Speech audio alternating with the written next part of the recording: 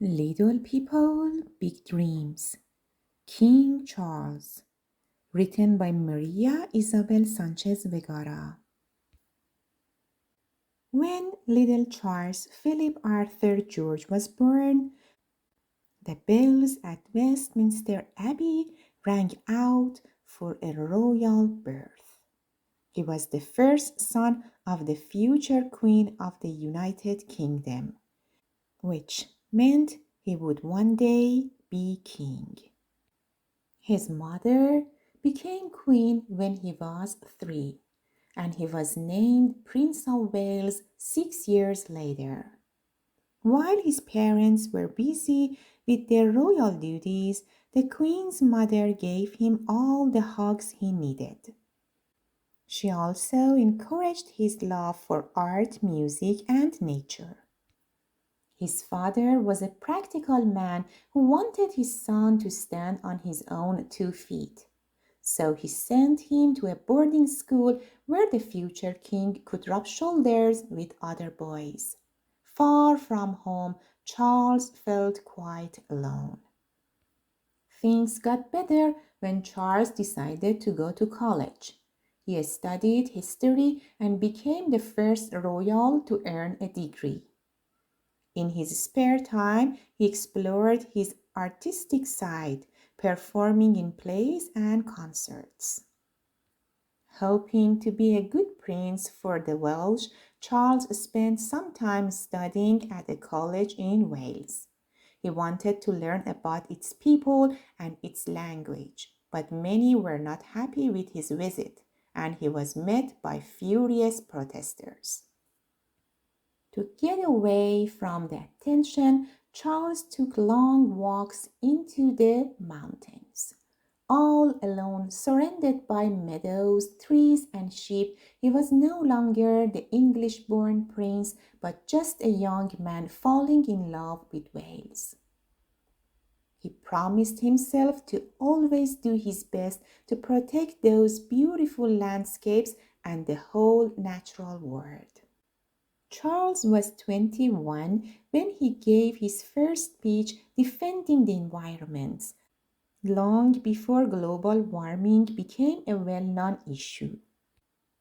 After completing his duty serving in the Royal Navy, he used his final paycheck to create a charity that helps young people to fulfill their dreams. The time came for Charles to find a wife to share his royal duties with. The day he got married, millions of people worldwide watched the ceremony on television. Lady Diana, his bride, looked like a fairy tale princess. But the couple had very little in common and ended up separating.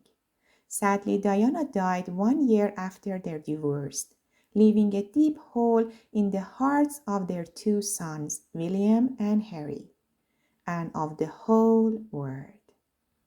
When Charles married Camilla, his closest friend for 35 years, they bought a farm in Wales, far from any palace.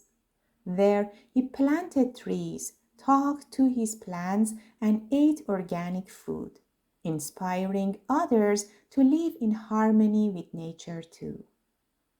Charles worked on hundreds of good causes that needed his support. He brought governments and companies together to protect the environment and urged world leaders to do better to preserve our planet. As his mother grew older, Prince Charles took over more of her duties, from making speeches and meeting important visitors to traveling overseas. Charles was a 73-year-old grandfather when the Queen passed away and he became king. From then on, he promised to serve his people with love and respect, just as he had done since he was a child. It had been a long journey for little Charles, and after a lifetime of preparing for the job, he hoped not to let anyone down. Charles Philip Arthur George was born at Buckingham Palace in London on November 14, 1948. He was the eldest son of Queen Elizabeth II, the Princess Elizabeth, and Prince Philip, Duke of Edinburgh. When King George VI died in 1952, Elizabeth became Queen of the United Kingdom, making 3-year-old Charles the heir to the throne. He spent his early childhood at Buckingham Palace with his younger sister, Anne, but was sent to boarding school a week before his 8th birthday. Later, he joined his father's old school in Scotland, Gordeston, where he spent 5 years. After graduating from Cambridge University, Charles followed the family tradition of serving in the armed forces, training as a jet and helicopter pilot. In 1981, he married Lady Diana Spencer, and the couple had 2 sons together before divorcing in 1996. He married his long-lasting friend Camilla Parker Bowles 9 years later.